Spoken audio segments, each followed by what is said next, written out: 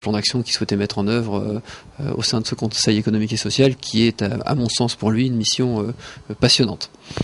Rappelons que cette audience est la suite logique d'un séminaire qui se déroule en ce moment à Koetini, un atelier qui tente à renforcer les connaissances des séminaristes pour que ces derniers s'occupent mieux des plus petits. Notre capitale abrite à partir du 17 de ce mois la réunion des ministres en charge de l'aviation civile des États membres de la CEMAC. En prélude à cette importante rencontre, les experts aéronautiques se sont réunis pour examiner des points relatifs au transport aérien et à la sécurité aérienne en Afrique centrale. Bestar Lenyongo, Prosper Mbemba Matembe.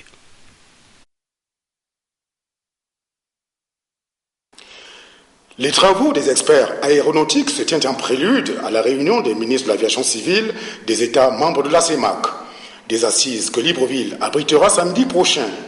Le projet de création d'une agence de sécurité aérienne dans la région d'Afrique centrale constituera le point focal de cette rencontre.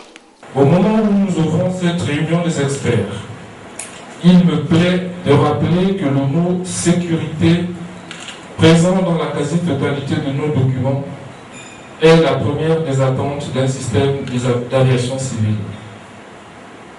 La sécurité dans le transport aérien est un objectif planétaire qui ne saurait laisser notre sous-région en marge. Ceci souligne l'importance des travaux qui seront les nôtres. En Afrique, le constat sur la sécurité aérienne est des plus préoccupants. Alors le constat il est préoccupant, ça c'est une bonne question, le constat il est préoccupant. Je vais vous donner quelques chiffres. La moyenne mondiale au niveau du taux de non-conformité avec les réglementations internationales édictées par l'OACI, elle est de 39%. En région,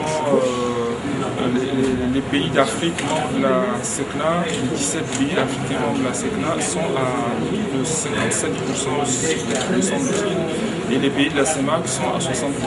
Plus le chiffre est grand, plus la performance est mauvaise.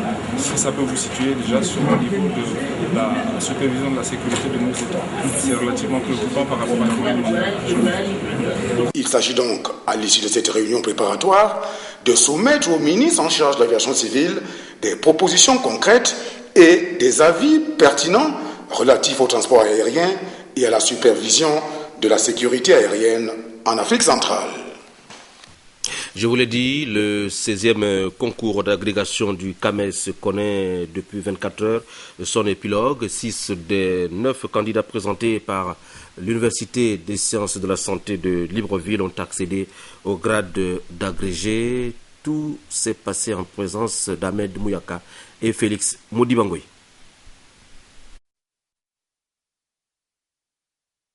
Cérémonie de clôture plutôt solennelle, empreinte d'émotion et inoubliable pour les 134 admis au prestigieux concours du Conseil africain et malgache pour l'enseignement supérieur. Ce 6e concours d'agrégation de médecine humaine, pharmacie, odontostomatologie, médecine vétérinaire et production animale aura tenu toutes ses promesses. C'est devant un parterre d'invités de marque, universitaires et partenaires du CAMES que les candidats déclarés admis ont reçu leur parchemin. Notre institution commune reconnaît avec satisfaction la constance de l'action du Gabon à l'égard du CAMES. Cet engagement salutaire pour le CAMES que nous apprécions cadre bien avec la politique d'émergence du pays impulsée par M. le Président de la République, chef d'État, son Excellence Ali Bongo Ondimba, depuis son accession à la magistrature suprême. Au total, pour l'ensemble des sections, 134 admis sur 178 candidats présents, soit 75,28%. Un pourcentage suffisamment éloquent, quoique légèrement inférieur à celui de Lomé. Pour ce 16e concours, l'Afrique de l'Ouest a présenté 155 candidats pour 120 admis, soit un pourcentage de 77,42%. L'Afrique centrale, quant à elle, a présenté 23 candidats, 14 ont été reçus, soit 60,87%. En votre qualité de membre de l'élite intellectuelle africaine, votre nouvelle posture devrait vous amener à participer à la construction de réponses aux multiples questionnements des Africains sur les maux qui affectent le bien-être des populations, de sorte que la production scientifique africaine puisse désormais interagir avec les productions intellectuelles occidentales et orientales dans une dynamique porteuse d'espoir quant à l'avenir de l'humanité, quant à l'avenir, à la survie de la vie. Sur les 9 candidats présentés par l'Université des sciences de la santé d'Ovendo, ces candidats ont tiré leur épingle du jeu.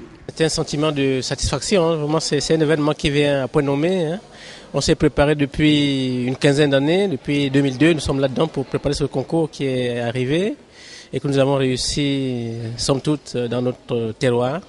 Donc nous sommes très contents. La 17e session du concours CAMES est prévue se tenir au Cameroun au mois de novembre 2014. Convaincu aussi que la santé humaine et la santé animale sont interdépendantes et liées aux écosystèmes, les participants à la réunion de Libreville sur l'approche d'une seule santé ont pendant 3 jours cerné les contours de la survenue des épidémies en optant pour une collaboration étroite. Les conclusions, Richard Moubiwa Massessé, Marie-Josée Ndombi. Les changements observés dans les domaines de santé humaine, animale et environnementale, la création de nouvelles alliances et de partenariats ont conduit les acteurs de ces différents secteurs à une réflexion profonde sur l'approche une seule santé. La réunion de Libreville, la première du genre, a permis aux participants d'identifier des stratégies et de mettre en place des collaborations en vue de traiter les maladies zoonotiques hautement pathogènes qui constituent une véritable menace pour les populations. 8 recommandations ont été formulées, entre autres la finalisation par les partenaires de la stratégie régionale de prévention et de lutte contre les zoonoses et de sa dissémination au pays pour adaptation au niveau national. Le renforcement des capacités de diagnostic et de contrôle de qualité des laboratoires pour une détection précoce des maladies émergentes et réémergentes. Et c'est à fort propos que le secrétaire général du ministère de la Santé a insisté sur une lutte continue contre tous les fléaux qui ruinent les efforts de développement de notre continent. C'est donc en toute confiance que le gouvernement du Gabon par ma voix et ceux des pays frères et amis accordent une attention particulière aux recommandations issues de cette réunion afin, d'une part, de mettre en place des cadres de collaboration entre autorités nationales, institutions académiques et d'autres partenaires, et d'autre part, de trouver les voies et moyens qui permettront une lutte efficace contre les zoonoses dans nos pays. Nous voulons compter sur le soutien multiforme de tous nos partenaires impliqués dans cette lutte. Notre destin nous appartient et c'est en se soudant que nous gagnerons toutes les batailles contre la maladie, la pauvreté et le sous-développement. Rappelons que la rencontre de Libreville a permis de contribuer au renforcement des mécanismes de prévention pour une riposte efficace aux menaces des maladies zoonotiques émergentes dans la région africaine.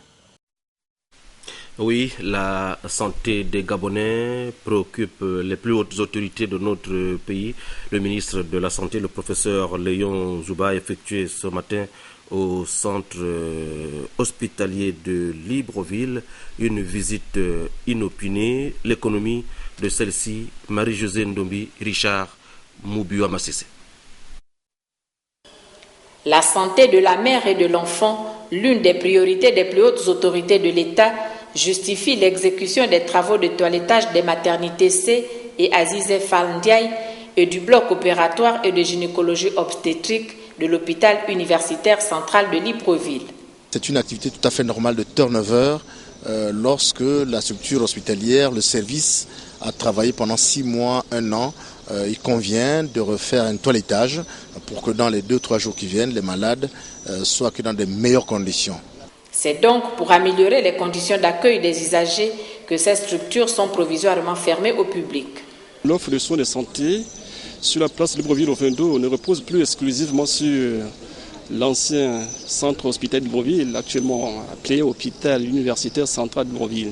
Il y a Ngondje, l'hôpital universitaire d'Angondje qui est rentré en service, l'hôpital militaire qui rend service.